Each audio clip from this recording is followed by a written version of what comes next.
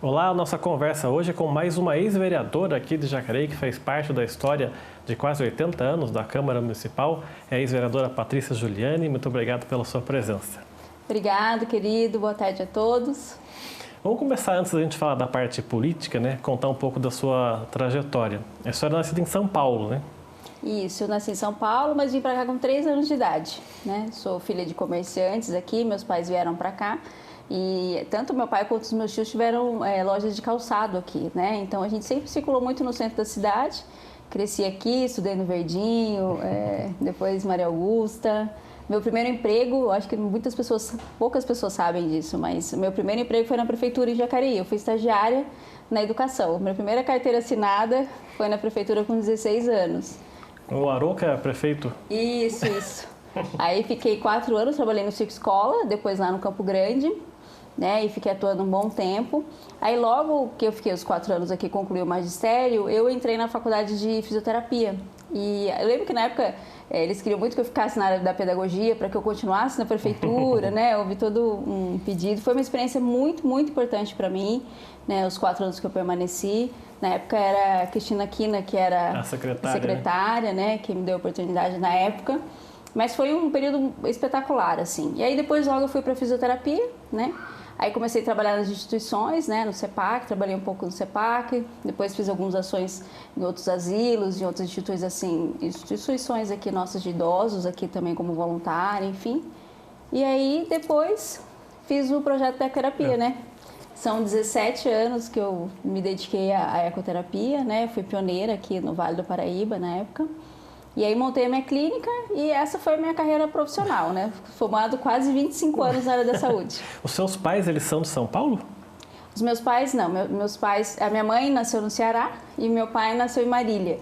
Então eles se encontraram em São Paulo também, porque as famílias vieram para São Paulo, né? Na verdade é uma mistura ali da minha família, porque na parte materna os meus avós eram nordestinos, eram do Ceará, né? Nascidos lá. E os meus avós paternos, né, os maternos do Ceará, e os paternos, a minha avó é portuguesa e meu avô é italiano. Então deu uma boa mistura. É o Brasil, né? O Brasil ali. É o Brasil ali, deu uma boa mistura, assim. E você tem irmãos? Eu tenho uma irmã, eu sou a mais velha, tenho uma irmã e eu tive um irmão também. Eu perdi um irmão quando muito pequeno. Muito pequeno? E que tipo de educação os seus pais deram para você? Você e sua irmã, uma educação mais rígida, assim, de cobrar escola, esse negócio? Enfim, ou não? olha, você sabe que não. Eu acho que a gente teve, de fato, eu me emocionei um pouco falando do meu irmão, mas assim, a gente teve uma perda muito significativa enquanto criança, né? Nessa época eu tinha 12 anos e a minha irmã 9. E o meu irmão 7. Nossa. E diante disso, meus pais ficaram muito fragilizados na época, né? Foi o que? Foi um acidente. Acidente?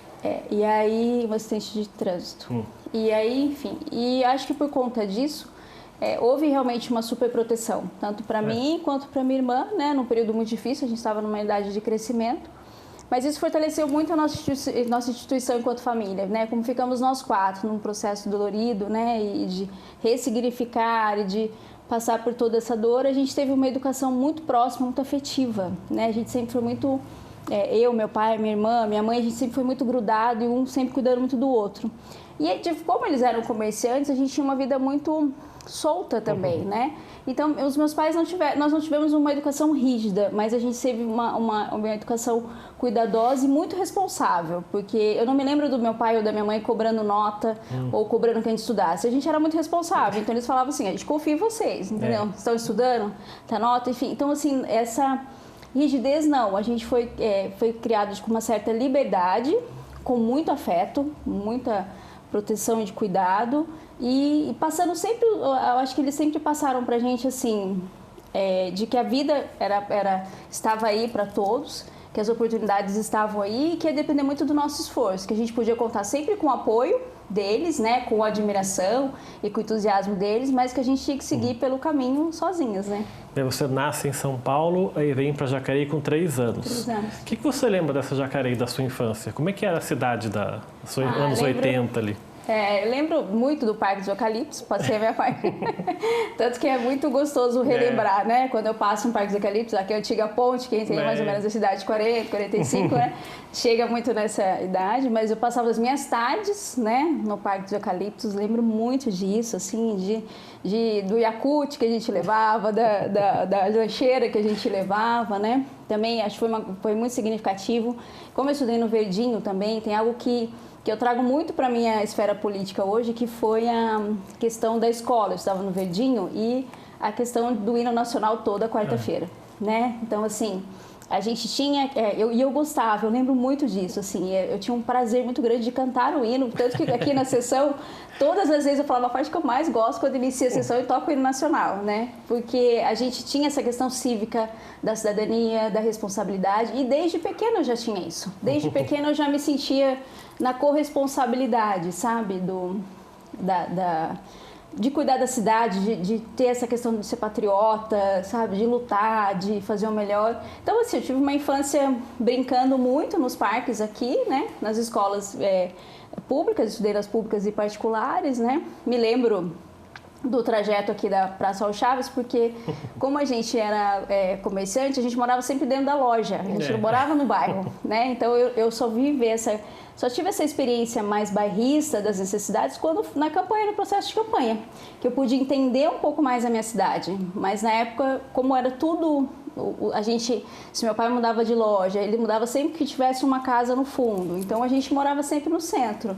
Mas me lembro de circular muito aqui, de ver o crescimento das lojas mais novas, as lojas mais antigas, né? Foi nesse contexto. E que tipo de adolescente foi a Patrícia Juliani? Olha, eu fui uma adolescente, como eu disse para você, como eu tive uma perda muito significativa, eu fui uma adolescente muito amadurecida, eu vejo assim. Pela responsabilidade do sofrimento, porque eu acho que a gente cresce muito com o sofrimento. Então eu fui uma adolescente muito preocupada com a família, que cuidava muito da família e muito responsável. Eu comecei a trabalhar muito cedo, né, com 16 anos já. Então eu sempre fui muito responsável. Sempre tive muitos amigos, sempre fui muito cercada por pessoas que eu gostava, enfim. Tem alguns colegas meus, o Edinho, na época das baladas, que eles tinham as festas, né? Então, a festa do Judas, eu me lembro. Então, adolescente, eu passei um pouquinho por essa fase. Então, muitos dos meus colegas, às vezes aqui no meio político, a gente se encontrou na fase de adolescente, né? Tinha a Tigani Wave, enfim. Então, eu fui uma adolescente, assim, muito responsável. Tinha uma preocupação muito grande com a família, por conta do que a gente tinha vivido. Tinha uma responsabilidade com o meu trabalho, porque eu já via a necessidade de crescer profissionalmente, né? E desde 16 anos, até hoje, eu nunca parei de trabalhar. E também tinha essa questão de estar próximo aos amigos. Eu sempre fui uma adolescente responsável. Eu acho que eu definiria como responsável. Bem certinha mesmo, né? Eu acho que fui muito responsável, assim. Mas sempre... E muito dedicada, assim. Eu sempre fui muito dedicada aos meus amigos. Fiz bons amigos. Aprendi bastante, né? Sou muito grata. Eu acho que tem uma coisa que eu levo na minha vida, assim. Desde pequena, por todas as oportunidades que eu vivi, pelas oportunidades na adolescência de trabalho, eu conheci muitas pessoas boas que me ensinaram muito, né? Mesmo como estagiária, como profissional, tenho referências de pessoas que marcaram a minha vida como pessoas de bom caráter e com responsabilidade, né? Você falou dessa questão da superproteção, né, da família e também dos amigos, mas eu acho que também é uma coisa meio inconsciente do medo de perder alguém de novo, né? Provavelmente. Você ficar ali rodeando, né, com as asas abertas para ficar ali, porque tem medo de perder alguém de novo, né? Eu acho que tem muito isso. Fiz terapia há muito tempo, né? Acho que a terapia psicológica é importantíssima para nós todos, né? Enfim, contei um pouquinho, mas isso é muito particular. Eu acho que eu nunca falei isso em nenhuma entrevista, né? Obrigada até pela oportunidade. Mas realmente é isso mesmo, ressignifica, entende? Porque aí você ainda é muito pequena e você se depara com algo muito dolorido, né? E a partir disso você tenta ressignificar, né? Então tinha mesmo, né, uma super proteção de todos ali, porque foi muito processo muito dolorido, né? E ainda é até hoje. É claro. E você falou que daí trabalha um pouco naquela administração do Arouca, com a Cristina Aquino ali. Por que você decide ir para a fisioterapia? Como é que foi esse processo de escolher essa opção para a faculdade? Eu acho que assim, a gente cresceu no ambiente, a maior parte dos meus tios, né, da minha família, eram educadores, eram professores, ou da rede estadual ou da municipal. Então, acho que houve uma indicação ali, sabe? Um caminho assim, a ser seguido enquanto pedagogia, né? Enquanto magistério na época. Só que eu sempre fui uma pessoa que ouvi muito, né? Então, assim, eu sempre tive, desde pequena, eu já era aquela amiga que escutava o problema dos outros e que ouvia e que direcionava. E aí eu achei que eu queria ser psicóloga. Eu falei, acho que eu vou pro ramo da psicologia, né? Falei, não, vou fazer psicologia. E aí, só que quando eu fui decidir, foi muito interessante esse meu processo. Eu não conhecia fisioterapia ainda, eu estava focada na psicologia, mas eu sempre, como eu nadei muito tempo, até contei na minha parte de adolescência, eu fui nadadora, então eu competia por Jacareí, né? Então eu nadava aqui no Trianon na época, e eu tive essa questão do esporte sempre muito forte, né? E aí tinha essa questão, né? Ou educação física por conta da natação, ou a psicologia. Aí eu falei, gente, mas eu acho que eu não quero passar a minha vida toda sentada no consultório ouvindo, eu acho que eu preciso de alguma coisa mais dinâmica, né? Ainda assim, queria para a área da saúde. E foi muito interessante, porque eu lembro foi uma tarde que eu decidi isso. Eu estava vindo, eu morava no Jardim Emília na época, lembro até hoje, e me entregaram um jornal, eu estava passando a pé, na época eu trabalhava e a gente veio de ônibus, então eu tinha descido do ônibus, estava descendo. Aí veio uma moça e me entregou um jornal, estava passando na rua, sobre cursos de fisioterapia que eu abri no Náutico, que era em Mogi na época, e na UMEC. E eu li, e quando eu abri esse jornal, ele falava da atuação do que era o curso de fisioterapia, ele falava sobre a hidroterapia, que você tinha o perfil da hidro, da piscina, e tinha uma matéria muito interessante de ecoterapia, coisa que, assim, era... eu sempre fui apaixonada por cavalo e por piscina, né? Foram duas coisas que eu gostei muito na minha adolescência. E aí eu falei, gente, posso fazer ter uma profissão de saúde que eu gosto, que é cuidar de pessoas, cuidar, né, do processo de cura, da questão de ter a possibilidade de trabalhar na piscina com hidro e depois trabalhar com cavalo. Então, assim, eu falei, aí eu decidi naquela tarde, eu lembro que eu entrei e falei, pai, quero fazer fisioterapia. E foi, entendeu? Foi assim, de verdade, foi uma tarde que um rapaz entregou um jornal pra mim e eu fui lendo até minha casa e eu decidi aquele dia, entendeu? E não teve ninguém da família, assim, que a família era toda de magistério, falou assim, você não vai ser professor igual a gente? Não, acho que foi tudo assim. Na verdade, é o que eu falei pra você, eu fui uma criança, como fui muito responsável, todos tinham, eu sempre tive muito apoio, então meu pai sempre falou, meu pai, ele sempre falou uma coisa muito importante, falava sempre assim, filha, você tem que fazer aquilo que você gosta, a profissão você tem que ser feliz. Porque se fosse pelo sonho do meu pai, nós ficaríamos na loja. Tanto eu quanto a minha irmã, né? Eu acho que ele queria, na verdade, eu acho que o sonho dele seria este, que a gente tivesse dado continuidade ao comércio, né? Mas eu fui para a área da saúde e a minha irmã para a área da educação. Minha irmã foi para a área da pedagogia e permanece até hoje, né? Então, nós duas fomos por esse caminho. Mas a escolha da fisioterapia retornando foi essa, foi numa tarde e que eu recebi realmente o jornal e eu li e falei, é isso que eu quero fazer para minha vida. E aí você se forma em 98, né? E começa em 2001 esse processo da ecoterapia. Queria que você falasse um pouquinho pra gente como é que funciona, porque a gente já fez matérias aqui na TV Câmara, existem outras reportagens.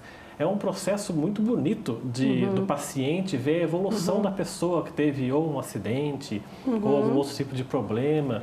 Queria que você falasse um pouco sobre isso.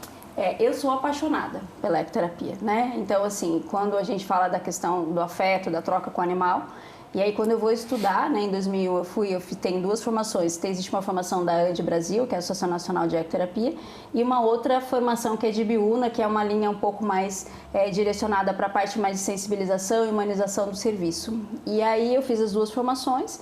E o que era importante para mim?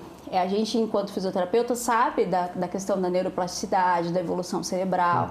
Como eu trabalhei sempre na área de neurologia infantil e neurologia adulto, eu sempre trabalhei com a questão das pessoas com deficiência física mais graves, né? Mais crônicas ou graves. E aí é um processo assim, um prognóstico de muito tempo, então é por tempo indeterminado o tratamento. Não é algo da ortopedia que você trata uma tendinite, uma bursite 2, 3 meses e o paciente tem alta. Não, esse é um paciente que permanece com você anos, às vezes, da sua vida. E a ecoterapia, ela começou, quando eu fui estudar, qual é o grande significado que a ecoterapia tem? É que ela une a questão afetiva e emocional do cavalo com a biomecânica do cavalo e do homem. Porque, para que as pessoas entendam, é assim, ó. Desculpa. Para que as pessoas entendam, é assim. Nós temos o nosso quadril, a nossa biomecânica de marcha, para que a gente ande, para que eu possa daqui andar até ali à frente. Meu quadril, ele faz esse movimento, ele vai para frente, para trás, para cima e para baixo, na diagonal ao mesmo tempo. Então, a gente chama movimento tridimensional. O único animal que faz o movimento tridimensional igual ao do ser humano é o do cavalo. Então, de uma forma muito simples, para que as pessoas que estão em casa possam entender, quando você tem um paciente que é paraplégico e que ele está na cadeira de rodas, ele não consegue andar mais. Então, o cérebro dele não tem mais essa referência porque o quadril dele não mexe. Quando eu pego esse paciente e transfiro para pôr em cima do cavalo, o cavalo movimenta o quadril dele e o cérebro dessa pessoa imagina que ele está andando. Então, a referência de neuroplasticidade, de estímulo neuromotor, de todas as sinapses que são feitas, são por conta do movimento tridimensional do cavalo. E aí você, por exemplo, se estou eu e você estamos num lugar e chega um colega nosso que seja cadeirante. Você pega o cavalo para você ou para mim e a gente põe ele no cavalo. Quem olhar nós três, a gente não sabe quem é deficiente ali. Você perde essa questão da deficiência, entende? E aí, fora a questão afetiva do cheiro do cavalo, de ser algo próximo, né? Da questão de liberdade de montar a cavalo. E são 415 mil contrações musculares em meia hora. Então, os efeitos clínicos são muito visíveis, né? Então, a maior parte dos pacientes faziam a fisioterapia na clínica e faziam uma vez por semana na eco. Então, ela traz essa oportunidade de bem-estar, da parte lúdica, da parte de troca afetiva, porque é um ser vivo, não é uma máquina, né? E fora todos os estímulos biomecânicos que você desenvolve, que é cientificamente comprovado. E desses anos todos que você tem de experiência da ecoterapia, tem alguma história que mais marcou, algum paciente que mais você tem lembranças boas dele, sei lá, por algum tipo de história? Tem vários, assim, que eu me lembro e me emociono, assim. Vou contar de uma, né? Era uma paciente chamada Emily, uma pequenininha, ela tinha uma paralisia cerebral. E ela devia ter uns 7, 8 anos na época. E eu era fisioterapeuta dela na clínica, atendi ela na clínica, e ela tinha uma paralisia cerebral e ela não tinha controle cervical, que a gente fala. Então o pescocinho ficava um pouquinho mais caído, ela tinha dificuldade para levantar. E como eu era terapeuta, né, fisioterapeuta para criança, eu trabalhei muito com a pediatria, então eu tinha eu tinha nariz de palhaço, eu tinha avental colorido, brinquedos. E eu lembro muito do esforço que eu fazia para a Emily levantar, a gente fazia um estímulo para levantar a cabeça, né, para sustentar a cabeça, e eu ficava um tempo assim, e era difícil, sabe? Para ela poder conseguir sustentar 5, 10 segundos a cabeça. Então eu virava do avesso para estimular, para que ela tivesse interesse. E eu me lembro do primeiro dia que ela foi na terapia, a gente, como não é só montaria, a gente faz essa aproximação com a alimentação, até porque você trabalha a parte de coordenação motora e fina, então a gente colocava numa bacia uma cenoura, ração, farelo, numa bacia, colocava na cadeirinha de rodas do paciente e ele ia a gente levava a cadeirinha até o cavalo e ele descia para comer. Eu não me esqueço desse dia. Ela levantou, ela queria muito ver o cavalo. Entende? Então, assim, por mais que eu colocasse nariz de palhaço, colocasse meu avental colorido, na hora que ela viu o cheiro, que ela sentiu o cheiro, que ela viu ele relinchando, que ela levantou a cabeça e sustentou a cabeça o máximo que ela pôde. Acho que ela ficou 1 minuto ou 2 minutos sustentando a cabeça para ver aquele animal ali na frente dela. Então, assim, foi extremamente significativo, foi muito importante aquele momento. Teve alguns pacientes autistas que foi um trabalho muito bonito, assim. Tinha um paciente muito grave na época também, que estava num estágio mais severo, né? E ele não tinha contato físico, mas o olhar só, ele não conseguia encostar em ninguém. E nós demoramos, assim, 3 meses para conseguir que ele pegasse a bacia. Então nós ficamos 3 meses tentando assim, colocar a bacia e ele não pegava, ele colocava a mãozinha para trás, a gente colocava a mãozinha para trás, não ficava. Conseguimos 3 meses, conseguimos colocar, mais 3 meses para ele chegar e pôr a mão no cavalo.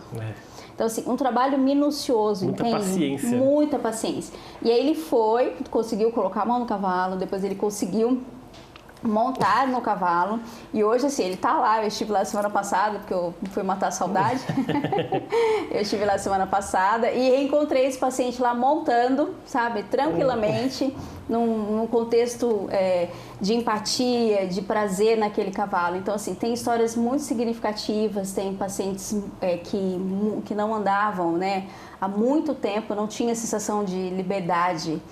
Isso é a narrativa deles, entende? Né? De você sair da cadeira de rodas e se sentir livre de novo, né? Então, essa questão da independência. Então, são muitos pacientes que não tinham controle motor, que não montavam, que às vezes a pessoa não monta, a gente monta enquanto fisioterapeuta, para quem não conhece muito, a ecoterapia é o cavalo só ao passo, né? Porque aquele movimento tridimensional que eu falei, ele só é ao passo. Se o cavalo galopa, ele muda, né? Até porque a gente também não galopa, então ele muda. E aí essas pessoas iam evoluindo, sabe, na sua passada, e tem uma pessoa conduz o cavalo, 2 fisioterapeutas ou um psicólogo embaixo e um profissional em cima. Então, é uma sensação de você, quando o paciente segura a rédea e controla. Os pacientes com Down também, que tem síndrome de Down, quando eles começam a galopar sozinho, começam a andar sozinho, não dá para narrar para você assim, a felicidade que é de um terapeuta ou a realização que a gente tem enquanto fisioterapeuta vendo o trabalho de um paciente como um todo, entende? Não é mais só o motor, é a pessoa, entende? Ele sai melhor do que ele entrou. Entendi. Vamos fazer então o nosso primeiro intervalo aqui. O Gente Destaque volta daqui a pouco. Até já.